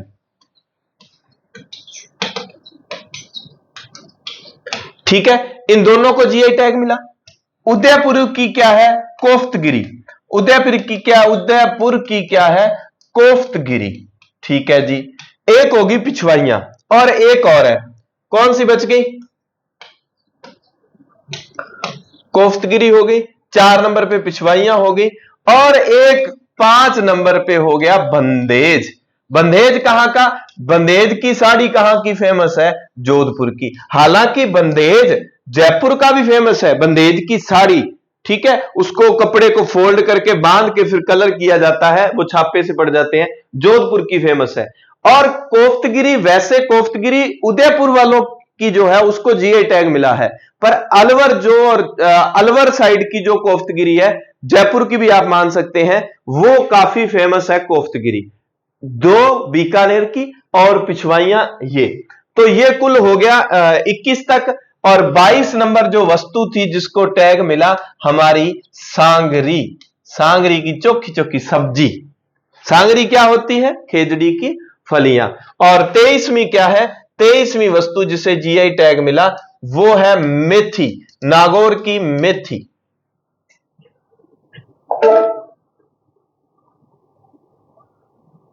नाथ द्वारा चित्रकला शैली की बात कर लें क्या यहां? यही कर लेते हैं, चलो। नाथ द्वारा आया है, नाथ द्वारा में मैंने अच्छे से आपको पढ़ाया था। क्या पढ़ाया था? नारायण नारायण चतुर्भुज, ये इनके कलाकार हैं। रामलिंग, कमला, इलायची, ये जरूर याद रखें। इनमें सबसे इंपॉर्टेंट, वेरी वेरी इंपॉर्टेंट जो है कमला और इलायची है। अब मैंने ये जब एक थोड़ा सा आपको हिंट दिया था, ट्रिक बताई थी आपको, क्या? क्योंकि नाथ आदमी है, जोगी साधु संत बाबा जी लोग। नाथ, मैं एक जाति की तरफ नहीं जा रहा हूं, नाथ से मेरा मतलब है बाबा टाइप।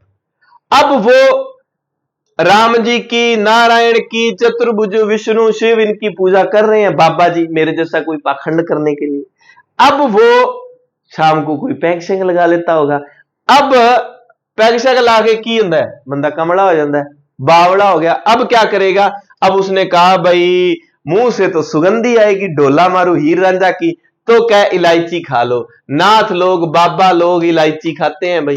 ये प्रश्न जो है काफी ट्रेंडिंग में रहता है, इसको जरूर आप याद रख लेना। कमला, इलायची, ये चतुर्भुज, रामलिंग, नारायण ना याद रहे, कमला इलायची काफी इंपॉर्टेंट है।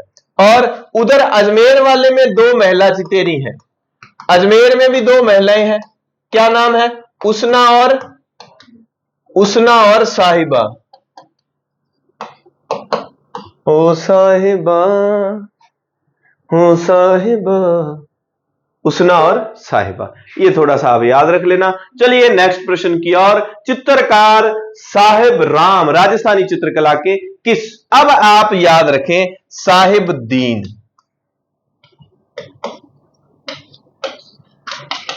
उदयपुर, उदयपुर में और नाम होंगे साहिबदीन के साथ, शायद मनोर होगा और कोई नाम। आप इतना जरूर याद रखें कि साहिब राम जो है वो ढूंढाड़ में है, अजमेर में है, और साहिबदीन कहां पर है? वो उदयपुर में। जो कंफ्यूजन वाले हैं वो विस्तृत तो देखो मैंने वीडियो में करवाया हुआ है इन सभी शैलियों को बहुत शानदार तरीके से। ये मेवाड़ पड़ा, यहां पर आप साहिबदीन लिख लें, चाहे मेवाड़ आ जाए, चाहे उदयपुर, ढूंढाड़ आ जाए, चाहे जयपुर आ जाए, तो वहां पर साहिब राम और साहिबदीन, इन दोनों में आपको कंफ्यूज नहीं होना, भी अच्छे से याद रख लेना।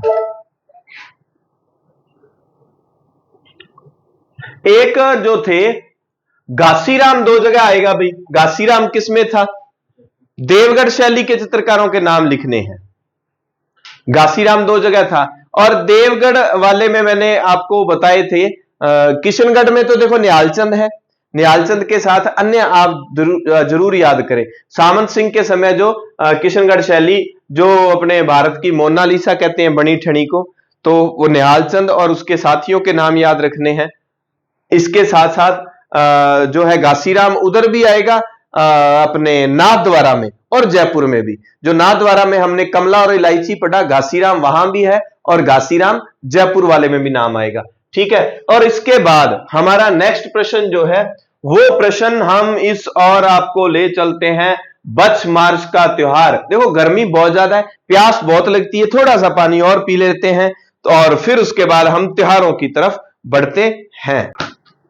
हाँ जी, अब प्रश्न हमारा आ गया, बच बारस का त्योहार मनाया जाता है। अब एक शानदार आपको ट्रिक देता हूं, भाद्रपद कृष्ण पक्ष वाली।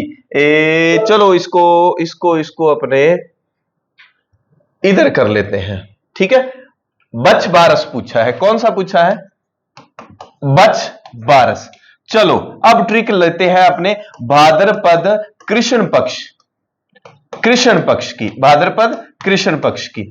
ये मैंने मेले त्योहार की इतनी अच्छी, आपको शुक्ल कृष्ण पक्ष याद नहीं होते, मैंने लॉजिकली कि कौन सा त्योहार किस पक्ष में आएगा अच्छे से डिस्क्राइब किया हुआ है। और फास्ट करके अगर आभूषण ये इनकी और मेले त्योहार की देखना चाहे वीडियो, तो आप देख सकते हैं। कृष्ण पक्ष में आपने याद रखना है भाद्रपद, एक है भाद्रपद कृष्ण तृतीया, जिसमें हम बड़ी तीज मनाते हैं, बै से भाद्रपद, बै से बड़ी तीज, 6 से श्रावण, 6 से छोटी, 6 से शुक्ल पक्ष, श्रावण के शुक्ल पक्ष को छोटी तीज आती है, श्रावण शुक्ल को। और बड़ा कृष्ण जी बड़े होते हैं, बै से भाद्रपद बड़ा महीना और बड़ी तीज। तीज के अवसर पर क्या करना है? तीज के अवसर पर उबे होकर हल चलाना, तीज के अवसर पर भाद्रपद में बड़ी तीज पर उबे होकर हल चलाना बछड़े से। किससे? बछड़े से। अब ये याद रखो, भाद्रपद कृष्ण तृतीया को बड़ी तीज, फिर आएगा ऊब छठ, क्या आएगा? ऊब छठ, फिर आएगा हल छठ, क्या आएगा? हल छठ, और एक आएगा बछ बारस। ये सारे के सारे त्योहार भाद्रपद कृष्ण में आते हैं। भाद्रपद कृष्ण और ये भी सेम ही आ जाएगा, और ये आ जाएगा 12 को, भाद्रपद कृष्ण। अब ये जो है भाद्रपद कृष्ण तृतीया को बड़ी तीज है, और शुक्ल तृतीया को अगर आ जाए भाद्रपद शुक्ल तृतीया, भाद्रपद शुक्ल तृतीया को क्या आता है, हरितालिका तीज। ठीक है, ये आती है। अब इनको आपने जरूर याद रखना है। ये भाद्रपद कृष्ण तृतीया में एक भाद्रपद में एक और रह गया, वो था भाद्रपद कृष्ण नवमी। ये गोगा नवमी जो होती है, गोगा जी से संबंधित भाद्रपद कृष्ण नवमी जो है जन्माष्टमी कृष्ण अष्टमी से नेक्स्ट अगले दिन क्या होता है, गोगा नवमी होती है, और गोगा जी का त्योहार आता है भाद्रपद कृष्ण नवमी को। ये आ गए सारे के सारे भाद्रपद के त्योहार। अब आपको एक और 11 जो है वो याद रखनी है। 3 11 बड़ी इंपॉर्टेंट है।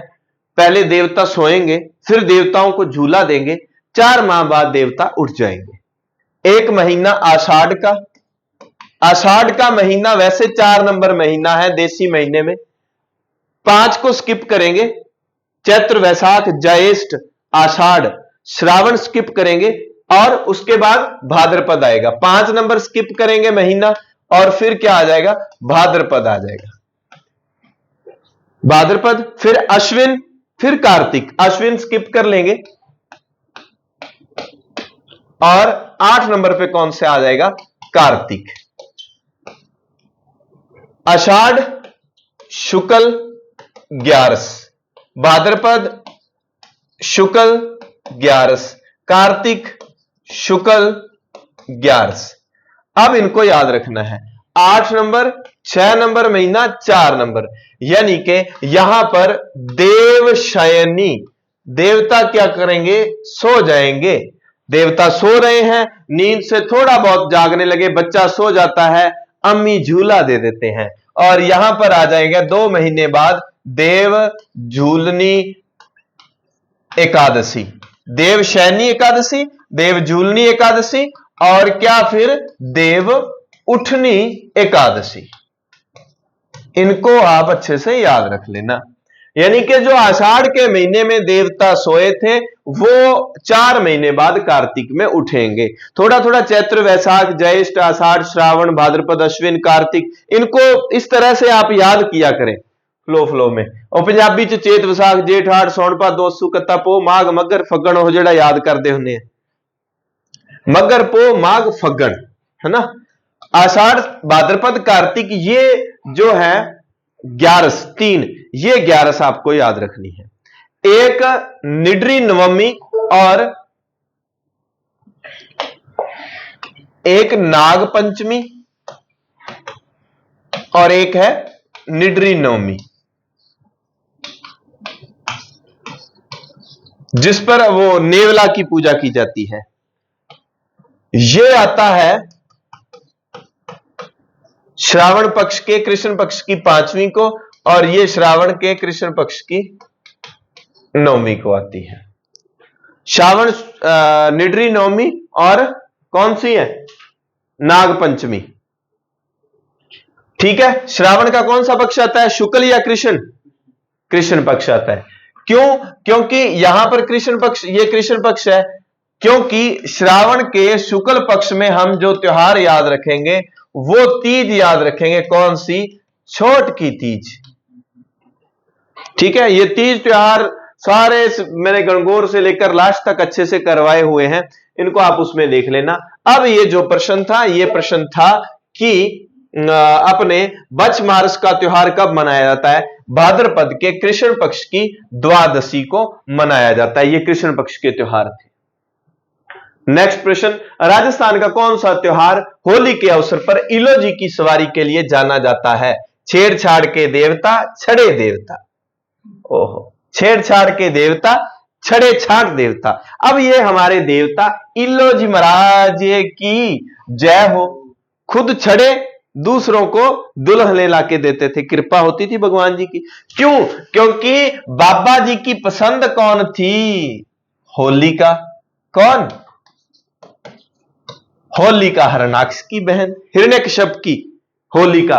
होलिका से प्रेम करते थे इलो जी, और इसीलिए होली के अवसर पर इलो जी की सवारी निकाली जाती है। कहां पर? बाड़मेर। और बाड़े में तो भैया क्या, कौन सी होली है? पत्थर मार है क्या? बाड़मेर में कौन सी है? पत्थर मार होली। बिनाए गांव में कौन सी होली है? चलो ये बताओ। है कोड़ा मार। शाबाश। तो इतना दबे हुए क्यों बोल रहे हो? कोड़े बज रहे हैं?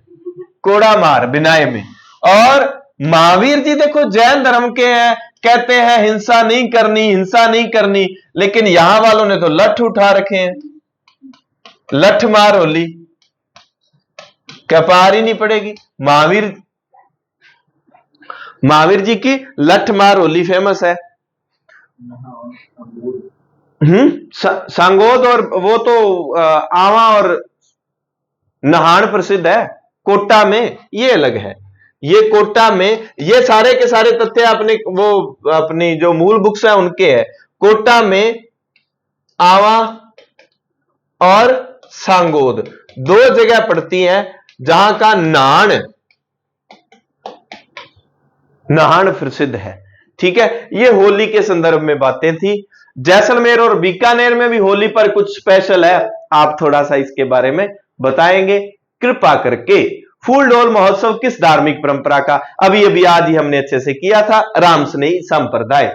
नेक्स्ट प्रश्न, कौन सा एक पैरों में पायल है? ठीक है, अब देखो आभूषण वाली अगर आप लोगों ने मेरी क्लास से नहीं देखी ना, आपने दुनिया में देखा ही कुछ नहीं। मैं कहता हूं दावा, आपको चीजें याद हो जाएगी। पैरों में पहनने वाला, एक तो ना पेपर में प्रश्न को अच्छे से पढ़ना है। आपको तुक्का लगाने के तरीके भी बताऊंगा, वैसे तो भी मेरे बनाए हुए हैं कि प्रश्न के उत्तर में जो लंबी लाइन होती है ऑप्शन में, वो उत्तर होता है।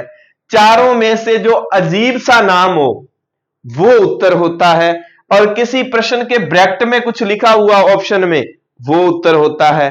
और बहुत सारी बातें देकर अगर आप किसी विषय की तैयारी कर रहे हैं, इतिहास है, पॉल साइंस है, विषयों की बात करते हैं स्कूल लेक्चरर में या अपने और अन्य प्रतियोगी परीक्षाओं में, वहां एक साइको को छोड़कर उपयुक्त सभी जो होता है वो अक्सर उत्तर पाया जाता है। करंट के प्रश्नों में जयपुर जहां ऑप्शन में वो उत्तर पाया जाता है। कोई क्रम पूछा जाए तो प्रथम जो है वो प्रथम स्थान पूछा जाए राजस्थान का कौन सा है करंट से संबंधित, तो वो अक्सर प्रथम वाला ही पूछता है। ऐसा करके मेरे साथ ऐसा हुआ है, लॉजिक मेरे चल जाते हैं। ये बातें पूरी 100% सत्य नहीं हो सकती, हां चल जाती है 90%। अब प्रश्न पढ़ते समय ध्यान रखना है, आपने पढ़ा कौन सा पैरों में पहना जाने वाला है? पैरों में लो जी नुपुर, झांझर, और नुपुर देखा पायल को कहते हैं कर दिया, लेकिन उसने पूछा कौन सा नहीं है। नुपुर, झांझर, लंगर ये सारे के सारे हैं, नौगरी नहीं है। नौगरी नहीं है। क्यों? क्योंकि आपने अगर ट्रिक देखी हो हाथ के आभूषणों की, मैंने कहा एक लुगाई आधी रात ने उठी और क्या था? कातर पड़ी। पड़ा तो क्या था? नाग था। क्या था? नाग था। उसने क्या सोचा? उसने सोचा नाग कोनी, आ तो कातर है, आता लीर है, पूर है, कातर है। ठीक है, अब वो कातर नहीं थी, नाग था। नाग को पता चला भी मैं नाग हूं, मेरे से डर ही नहीं रही। नाग खड़ा हुआ ऐसे करके, उसने ये नहीं किया, उसने चांटा मारा, तो क्या हो गया? चांट आभूषण है हाथ में पहना जाने वाला। अब जब सांप का चांटा लगा तो भाई वो तो डर गई, जो डर गया वो मर गया। अब वो गोरखनाथ जी का प्रसाद है, बाबा जी थारा यहां करस्यूं, ठीक है, तो गोखरू सही है हाथ में, ध्यान रखना भाई, बिल्कुल सही है, क्योंकि रखड़ी जो है वो सिर में जाता है। अपने पंजाबी कम्युनिटी में अक्सर रखड़ी जो है हाथ पे तो हमें ध्यान रह जाता है कि रखड़ी हाथ का होगा। गोखरू को हम सिर वाले बोरले की तरफ ले जाते हैं, यहां गोखरू है। हालांकि इसके अलावा मोक से मोकड़ी, और ये मैंने वहां ट्रिक बना के अच्छे से बताया हुआ था, यहां पूरी लीक। तो एक बार ना मेरी आभूषण वाली क्लास तो जरूर देखना। ये सारे के सारे जो है ना, कातरिया, नोगरी, चांट, जो गोखरू और मोकड़ी, ये सारे के सारे हाथ के आभूषण हैं। ठीक है, एक बार जरूर देखना आप उस क्लास को। छोटी सी क्लास है, उसको आप स्पीड से देखोगे तो अच्छे से हो जाएगा। मैं कहता हूं आभूषण का प्रश्न कभी गलत नहीं होगा आपका। मादलिया नामक आभूषण महिलाओं द्वारा, अब देखो ये कहां पहना जाता है। गले वाले आभूषण की मैंने कितनी अच्छी ट्रिक, वहां तुलसी की सी एक जट्टी सी, और उसकी सहेली का क्या नाम था, उसकी सहेली का नाम चंपा था। तुलसी का पोत यानी कि बेटा उसका नाराज हो जाता है, वो फिर फोन करती है कि बेटा मैं तेरे को 30 मणियों वाला तिमणिया हार दूंगी, तू एक बार आ तो सही, मेरी बात तो मन। ठीक है, ऐसे को पंजाबी च पूरी ट्रिक बना के एक बार आ पुत मेरी गल तां मन, मां दा दिल मादलिया, मां दा दिल बहुत ही रोंदा है, तू आ मिलता सरी एक बारी 9 बरी। ठीक है, आ सारे दे सारे आभूषण बहुत अच्छे से मैंने वहां करवाए हुए हैं, एक बार आप जरूर देखना। गले में मेरे रटे पड़े हैं, हाथ, कान, पैर, नाक, सब के सब। कान में तो जल्ला, जमेला जल्ला सा था, उसने कान में पीपल का पत्ता डाल लिया था, और पीपल का पत्ता जब उसके कान से लटकने लगा, लट्टुल जी सुलझा जा रे बालम, हाथन मेहंदी लगी मोरे साजन, लटकने लगा तो ऐसे लग रहा था जैसे टोंटी लगी हो। तो टोटी, लटकन, पीपल पत्रा, जल्ला, जमेला, ये सारे कान के आभूषण थे। पैर में कोई आदमी है उस पे केस हो जाता है, वो कहता है मेरे को बरी कर दिया जाए, तो मैं क्या करूंगा, आंवले का लंगर लगाऊंगा, आंवला लंगर, ये सारे के सारे। आंवला हाथ में पहने जाने वाला आभूषण भी है और पैर में भी, क्योंकि वो जो कातर उठा लेती है, नाग चांटा मार देता है, वो गोरखनाथ जी के आंवले का प्रसाद ही क्या भोग करूंगी, मैं प्रसाद लेके आऊंगी, और ये भी आंवले का प्रसाद ही कि मेरे को बरी करवा दिया जाए।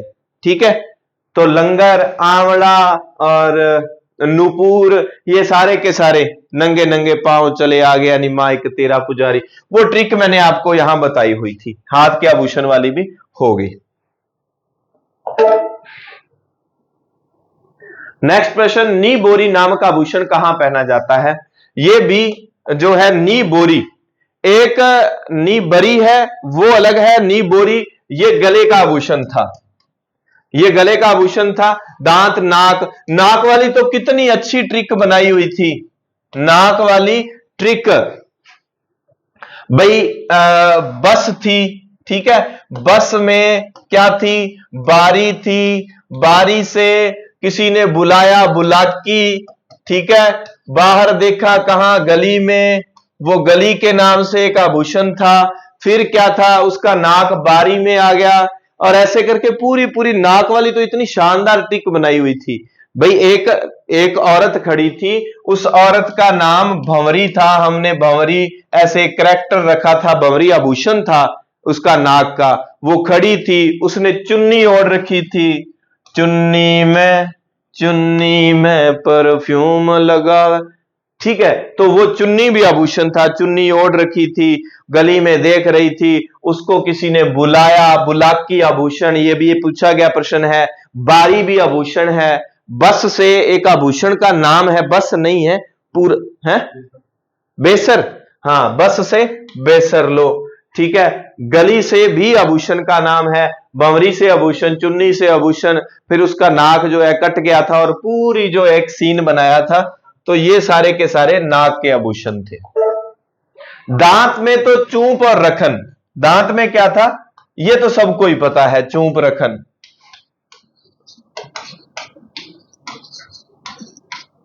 हालांकि चोप अलग आभूषण है, चोप कहां का है, नाक का है।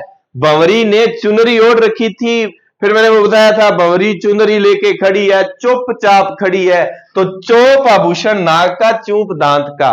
और ऐसा ही एक आभूषण पोत गले का, ये कैसे याद है? ये सारे के सारे पुत मिलता सरी मांदा दिल, वो सारे के सारे वो ट्रिक से ही हैं।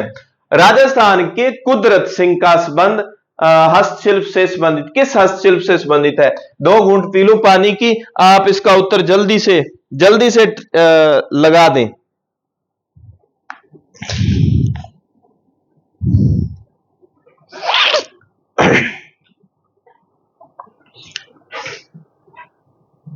हाँ जी, बताइए इसका कुदरत सिंह किस हस्तशिल्प से संबंधित है भाई?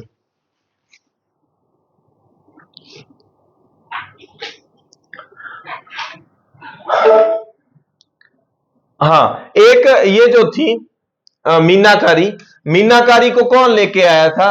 मीनाकारी को लाहौर से मान सिंह लेकर आए थे। मान सिंह कहां से लाए थे? लाहौर से लाए थे। और काले व लाल रंग वाला इसमें सीन होता है। और एक मोलेला कला से संबंधित मोहनलाल काफी फेमस कैरेक्टर हुए हैं, उनको जरूर याद रख लेना। ब्लू पोट्री बंदेज, बंदेज को हमने देखो जोधपुरी बंदेज जो है जीआई टैग अभी पड़ा था, बंदेज की साड़ियां ये जीआई टैग। उस्ता कला, मुनवती कला इसका एक और नाम है ना, ये बीकानेर की, इनको जीआई टैग मिला है। Blue pottery, black pottery, blue pottery Jaipur में, तो ये थोड़ा सा याद रखिएगा। मेवाड़ क्षेत्र का कौन सा नृत्य है जो सावन भादो मास में गवरी है? लोक नृत्य, मैंने नृत्य नहीं, लोक नृत्य मैंने क्या अच्छे से क्लियर करवाए हुए हैं। ये अलवर वाले, 13 ताली वाले, इधर वाले अपने मरुस्थल इलाके वाला, गिंदड़ शेखावटी वाला, गवरी 40 दिन चलता है। आप एक बार थोड़ा सा उन क्लासेज को देख लेना, थोड़ी सी बड़ी क्लास हो रही है, किसी वाद्य यंत्र का प्रयोग नहीं किया जाता। वालर और जिन्न बद्दर सूरी ग्रंथ भंडार राजस्थान के किस शहर में मिला है? क्या इसका उत्तर जैसलमेर है? तो अब क्लास बड़ी हो रही है, इनको देखते हुए भाषा के और इनके लोक नृत्य की आपने कितनी क्लास देखनी है? मैं बताऊं कितना टाइम लगेगा आपको। लोक नृत्य, भाषा बोलियां और आभूषण। अगर आप वेशभूषा भी भूल रहे हैं, वेशभूषा सन्नी देओल की गदर फिल्म की स्टोरी है, मैं कहता हूं इनमें से प्रश्न आपको 2-3 कम से कम मिलते हैं। 2 या 3 प्रश्न आपको मिलते हैं हर प्रतियोगी परीक्षा में। आप वीडियो देख लेना, सभी वीडियो 1.5 घंटे में आपकी देखी जाएंगी, स्पीडली आप देखोगे, वीडियो देखते रटा जाएगा ट्रिक से, आपका प्रश्न गलत नहीं होगा। ये राजस्थान के लोक नृत्य, भाषा व बोलियां, आभूषण, वेशभूषा। हाँ जी, हाँ मीनाकारी जयपुर, कोई बात नहीं, अब उसको डिस्क्राइब नहीं करना, ठीक है। तो ये इतने आपने भाषा बोलियां, आप डिस्क्रिप्शन में आपको लिंक भी मिल जाएगा और आप सर्च करके भी देख सकते हैं, प्रश्न गलत नहीं होगा, इस बात की मैं गारंटी लेता हूं, ठीक है। तो आप अन्य जो अपने पोल साइंस की क्लास लगी हुई है उसको देख लेना, और इंग्लिश की क्लास लगा दी है मैराथन, वो देख लेना। मैथमेटिक्स की क्लासें तो भी देखो अपने रंजीत सर है, आशु सर के अच्छे दोस्त हैं वो, और उनकी क्लासें अच्छी चल रही हैं, आपका बड़ा स्नेह मिल रहा है। और मेरी क्लासें भी आप ठीक बढ़िया देख रहे हो, तो फर्स्ट ग्रेड के बाद फिर अपने सेकंड ग्रेड, थर्ड ग्रेड उसमें भी लग जाएंगे। किसी भी तैयारी जो कर रहे हैं आपको ठीक लगे तो चैनल को शेयर कर दिया करो, अपने दोस्तों को, फ्रेंड्स को बता दिया करो, और शेयर कर दिया करो, सब्सक्राइब कर लो ठीक लगे तो, बस इतना और क्या। और पेपर के लिए all the very best, do your best, आपका दिन मंगलमय हो, आपका सिलेक्शन हो, मैं कहता हूं वारे न्यारे हो जाएं। ये भर्ती के बाद बड़ी भर्ती और आ जाएगी, कोई दिक्कत नहीं है, 100% कोई कह दे भर्ती नहीं आएगी, मैंने कहा भर्ती आएगी और बड़ी भर्ती आएगी, ठीक है। इस बात का आपने ध्यान रखना है। मिलते हैं अपने बढ़िया एक और शानदार क्लास के साथ। प्रयास करूंगा अगर मैं करंट की या शैक्षिक प्रबंधन की कोई एक क्लास मैराथन 1-2 क्लासें लगा सका तो लगाऊंगा, आपको प्रयास करूंगा, पूरी तरह से भरसक प्रयास रहेगा। बस वो मेरा इंटरव्यू वाले चक्कर में ज्यादा मैं नहीं क्लास दे पाता, पर जल्दी आपको नई नई क्लासें मिलेंगी। शेयर कर देना, सब्सक्राइब कर लेना। धन्यवाद, जय हिंद, जय भारत।